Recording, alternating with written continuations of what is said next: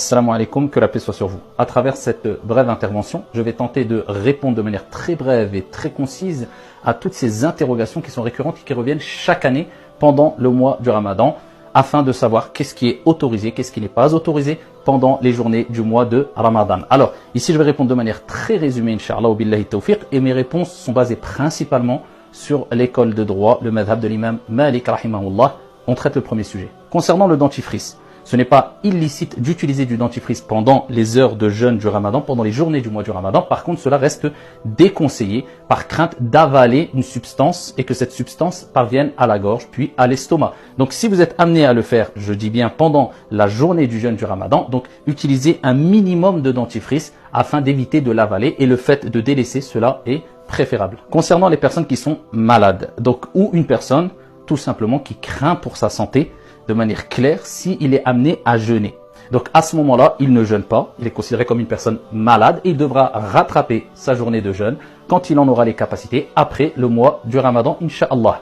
Concernant les personnes qui ont une maladie chronique, donc une maladie qui va les suivre quelque part à vie, à ce moment-là, ces personnes-là, ils ne sont bien sûr ni tenus de jeûner le mois du Ramadan, mais aussi ils n'ont pas à rattraper ces journées de jeûne non jeûnées. Mais par contre, il est préférable, pas obligatoire pour eux, de nourrir un pauvre pour chaque jour non jeûné. Et il en va de même pour les personnes très âgées, très avancées dans l'âge. Donc pour eux, il n'est pas obligatoire de jeûner si ils éprouvent une grande difficulté et pénibilité ou il y a un risque clair pour leur santé dû à leur âge très avancé. Et par contre, cela, il leur sera préférable simplement de nourrir un pauvre pour chaque jour non jeûné.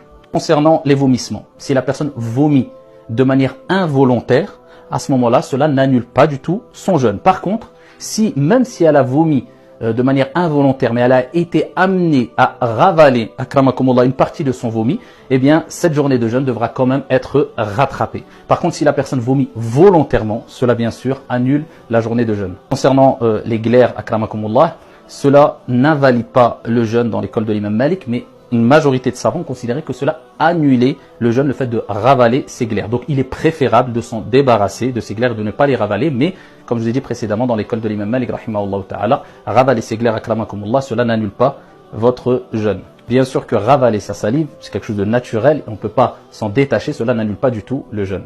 Al-imsak, c'est l'abstention, le fait de s'abstenir de boire et de manger de manière préférable 15 à 20 minutes avant l'heure de l'Fajr. On a le droit de manger et de boire jusqu'à l'heure de l'Fajr. Mais il est préférable, particulièrement dans l'école de l'imam Malik, rahimahullah ta'ala, et l'argumentation est très forte de leur côté, eh bien il est préférable de s'abstenir 15 à 20 minutes avant l'heure de l'Fajr. Concernant les prises de sang, cela est autorisé. Et les savants ont fait une analogie, un qiyas avec al-hijama